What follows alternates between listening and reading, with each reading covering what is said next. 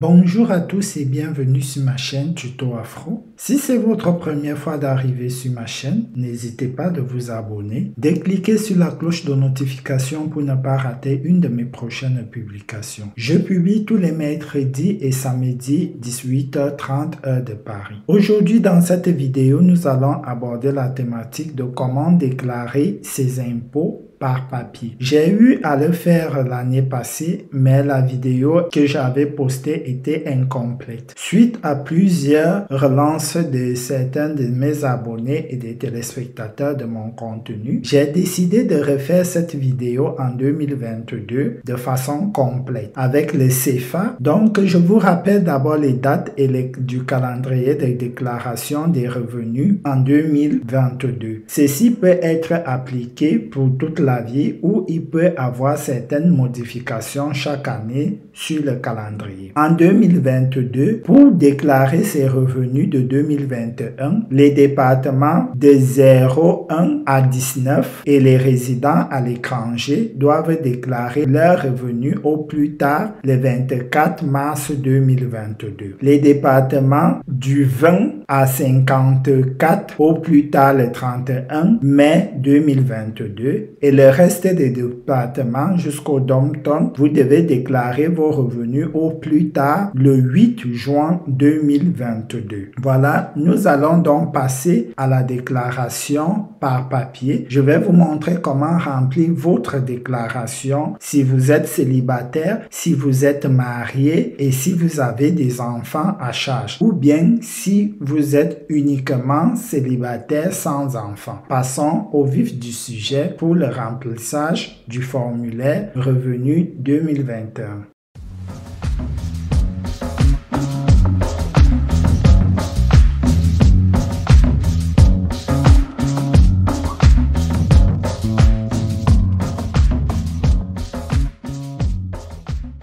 Voilà donc, vous allez devoir télécharger le CFA numéro 10-33-0*26, déclaration des revenus 2021. Ce formulaire-là, vous allez vous munir donc de votre stylo, peu importe l'encre, soit noir, soit bleu. Ici, si c'est votre première fois de déclarer vos revenus en France, vous allez cocher ici. Donc, je vais cocher avec le vert. Mais cela ne veut pas dire que vous devez le faire avec du vert, soit du bleu, soit du noir.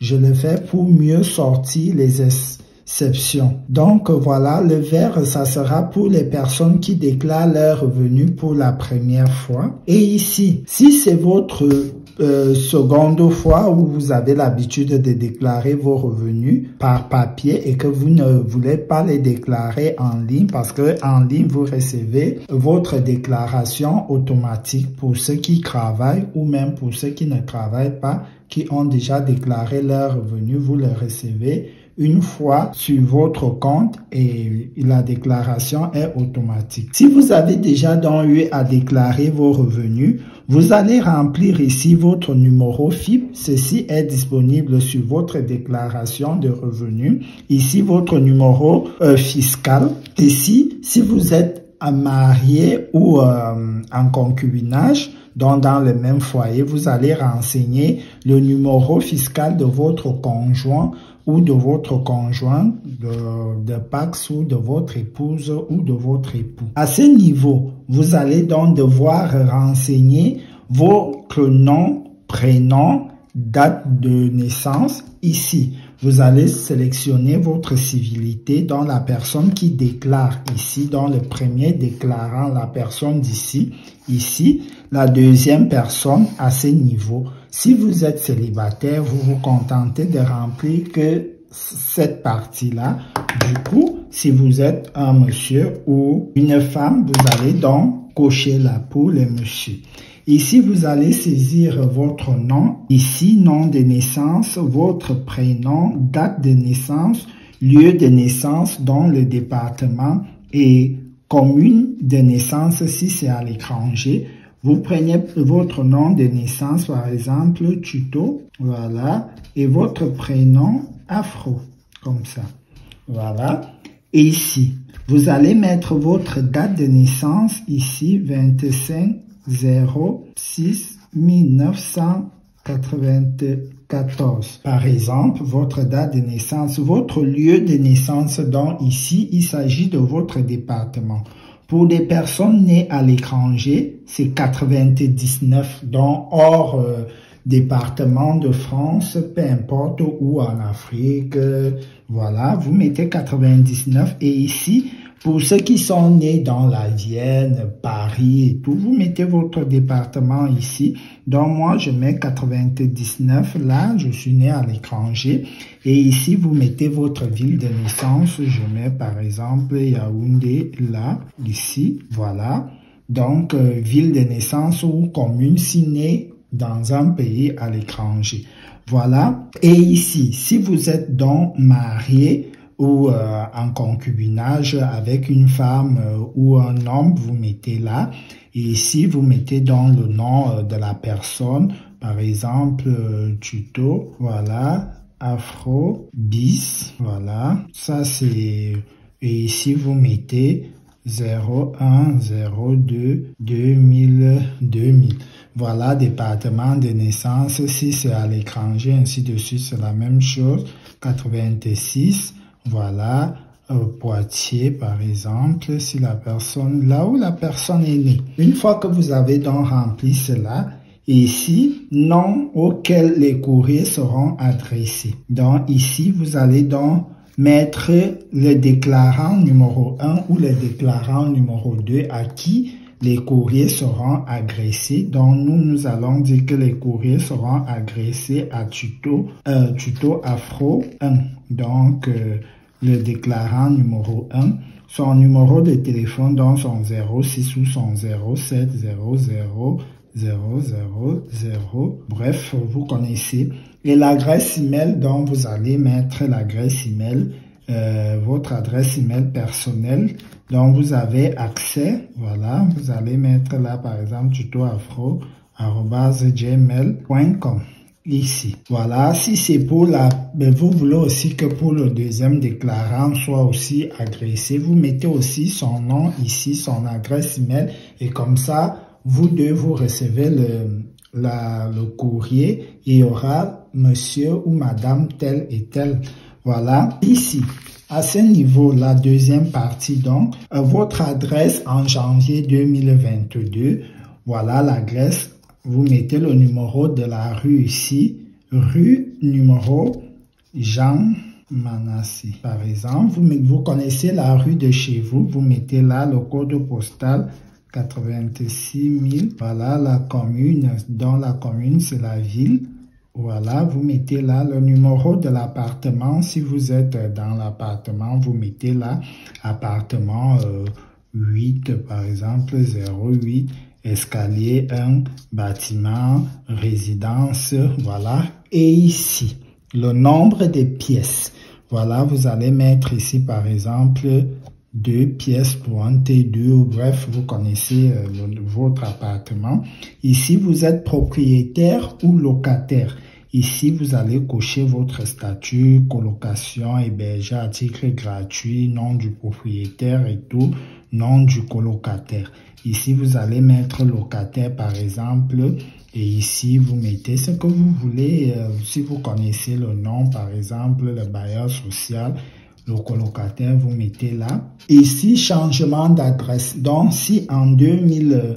vous avez changé l'adresse en 2022, déménagement en 2021, déménagement en 2021. Si vous n'avez pas changé et que l'adresse, elle est la même, vous ne remplissez rien à ce niveau-là.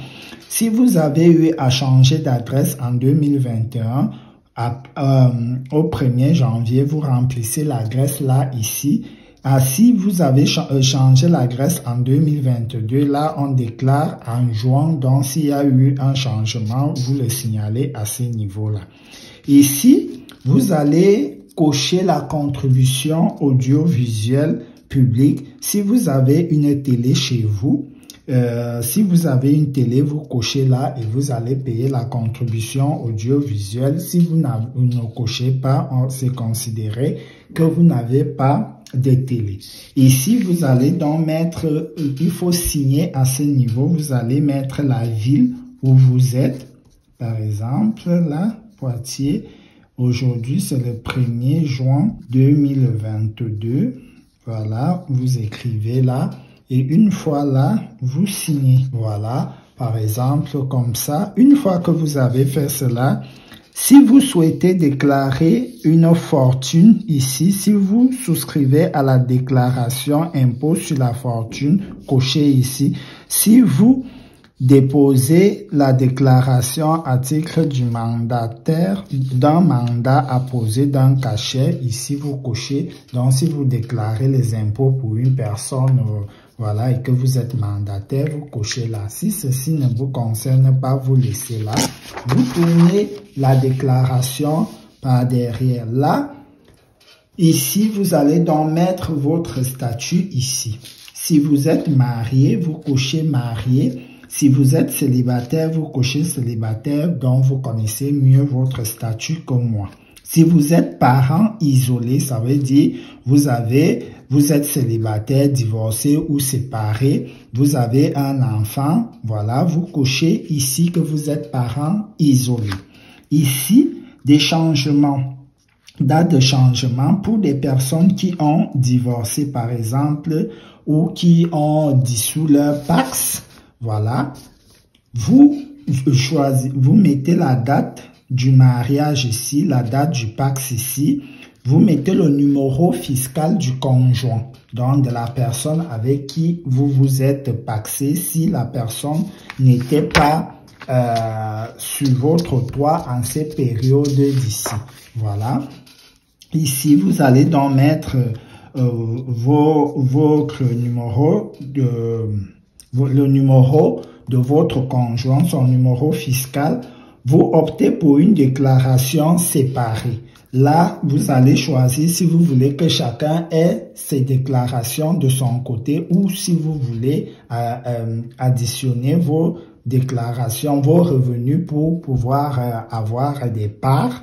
Voilà, ça dépend si une personne a plus de revenus ou si vous avez les mêmes, vous connaissez plus que moi. À ce niveau-là, votre situation ici pouvant avoir droit à un demi-part supplémentaire, ici, vous choisissez ici. À ce niveau-là, la CI1, ici, vous avez des enfants à charge. Ici, vous allez donc mettre le nombre, vous allez cocher si vous avez d'enfants non mariés moins de 18 ans. Ici, vous cochez par exemple que vous avez des enfants ici. Vous allez mettre leur année de naissance ici ou des enfants handicapés ici.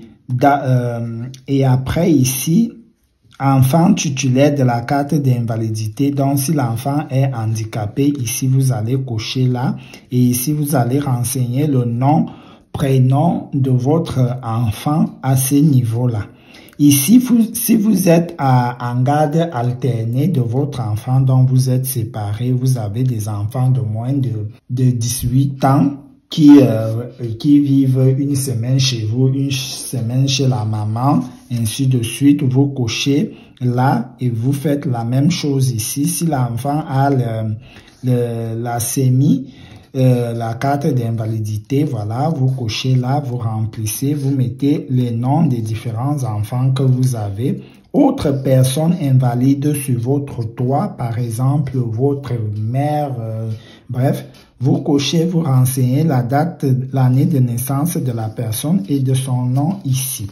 Ici, ça concerne le Pacs, voilà, avec les personnes titulaires d'une pension et tout. Vous renseignez, il faut bien prendre le temps de mieux lire ici parce que je ne peux pas être le plus clair possible parce qu'il y a certaines situations que je ne maîtrise pas plus. Le rattachement d'un enfant mineur, donc ici, rattachement d'un enfant majeur ou marié. Il peut arriver que vous êtes parent, votre enfant est devenu majeur et vit sur le même toit que vous. Et du coup, il faut le déclarer aussi à ce niveau. Nombre d'enfants célibataires majeurs sans enfants. Vous mettez, vous cochez ici, vous mettez le nombre de personnes mariées, pacsées, enfants non en charge en famille. Vous cochez là, vous mettez leur nom, date de naissance, lieu de naissance, ainsi de suite, si c'est un homme ou une femme. S'il y a des précisions à faire, vous les mettez là. Par exemple, vous allez mieux expliquer à l'office ici. Voilà, une fois que vous avez fini cette page-là, vous posez la page à côté. Voilà dans la grande page qui nous intéresse ici et qui intéresse aussi d'autres personnes que je n'ai pas eu le temps de traiter. Là, il s'agit donc des revenus. Il faut savoir que les revenus dans le traitement des salaires, pensions, rentes, dans les salaires, si vous êtes salarié, pension, si vous êtes retraité, rente de veuve, veuf, ainsi de suite. Traitement et salaire, ici, il s'agit des revenus que vous avez gagnés en tant que salarié. Donc, les revenus que vous gagnez à la loterie ne font pas partie des revenus des salaires. Ici, vous allez donc mettre vos revenus de salaire. Par exemple, on va prendre le plus simple, 13 000 € là. Voilà, vous avez gagné 13 000 € en tant que salarié ici. Donc, c'est votre première fois de les déclarer.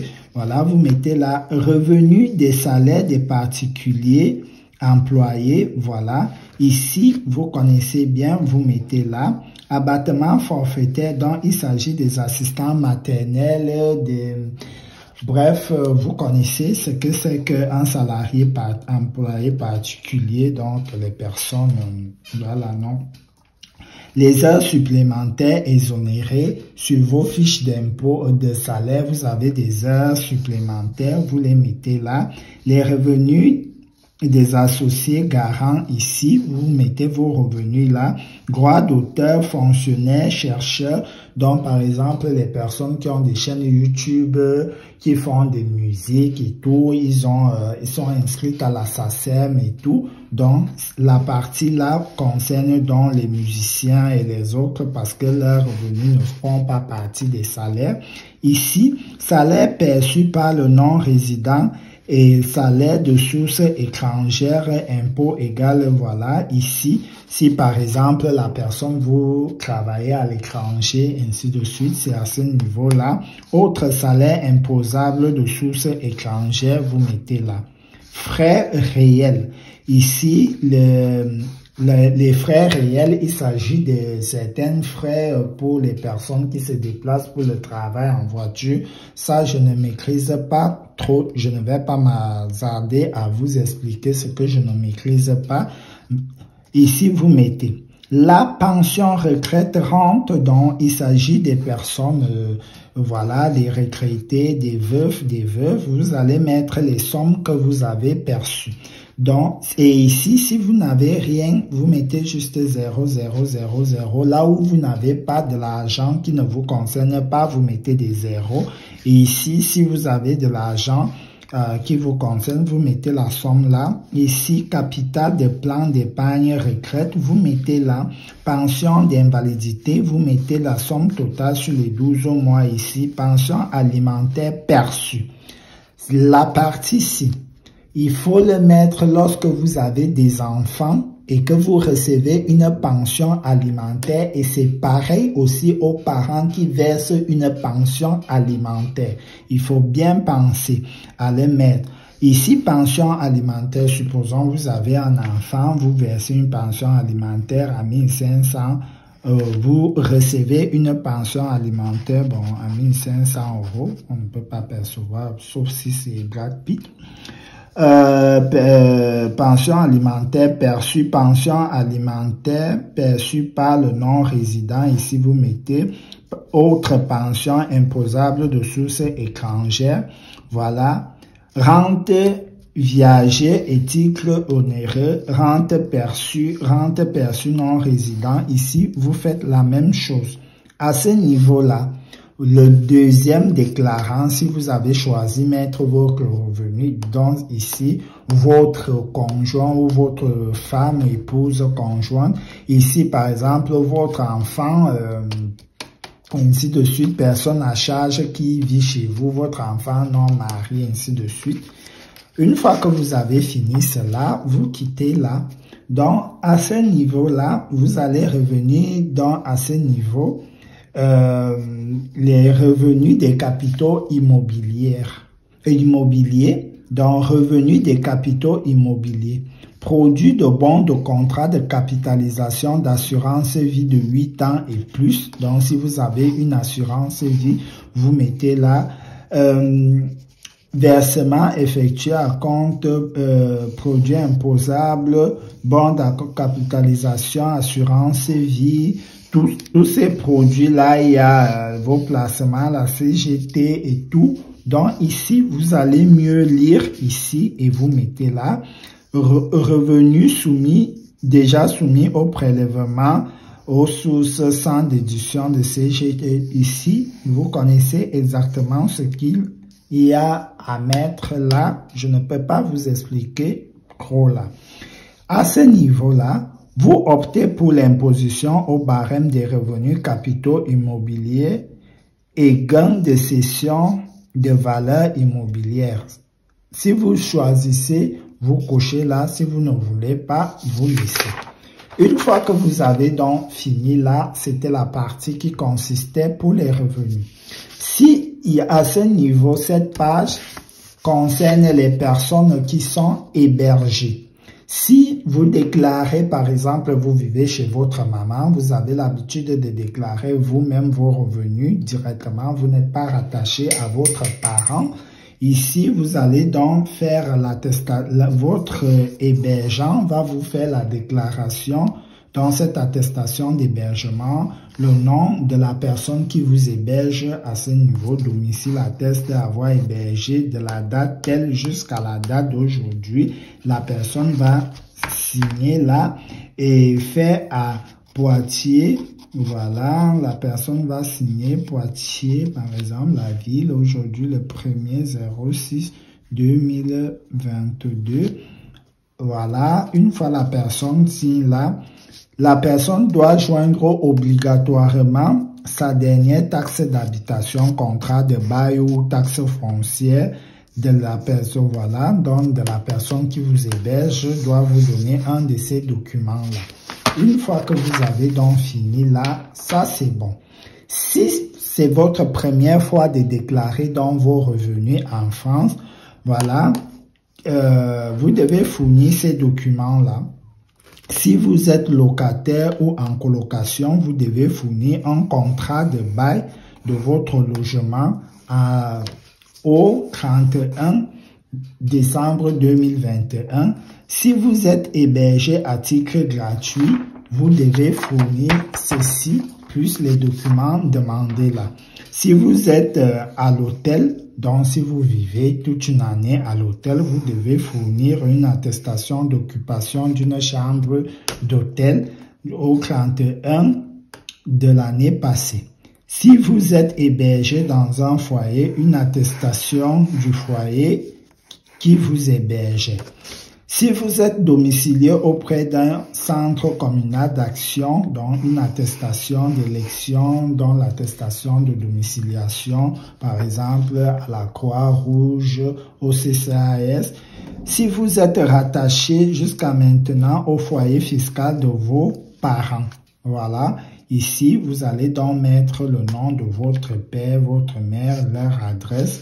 Ces éléments sont indispensables pour le traitement de vos revenus. Sans réponse de votre part, votre déclaration ne sera pas prise en compte. Vous ne recevrez donc pas votre avis d'imposition ou votre avis de non-imposition. Donc, c'est ici que se termine cette vidéo qui consistait à vous montrer comment remplir soit pour la première fois votre déclaration de revenus, soit de la remplir par papier. Ici, si vous êtes célibataire, marié, jeunes dépendants de vos parents. Donc, tout est détaillé dans la vidéo. N'hésitez pas de me donner votre ressenti en commentaire. Si vous avez des questions, n'hésitez pas de les poser en commentaire et je tâcherai de vous répondre. Pour des personnes qui rencontrent des difficultés sur des démarches que je vous explique, n'hésitez pas de me suivre sur Instagram et de m'écrire. Je suis disponible de 9h à 20h. Et aussi, vous pouvez prendre un rendez-vous téléphonique. Le lien, il est en description dans les vidéos. Vous prenez un rendez-vous téléphonique et je vous accompagne pour votre démarche. À la prochaine pour un nouveau tuto.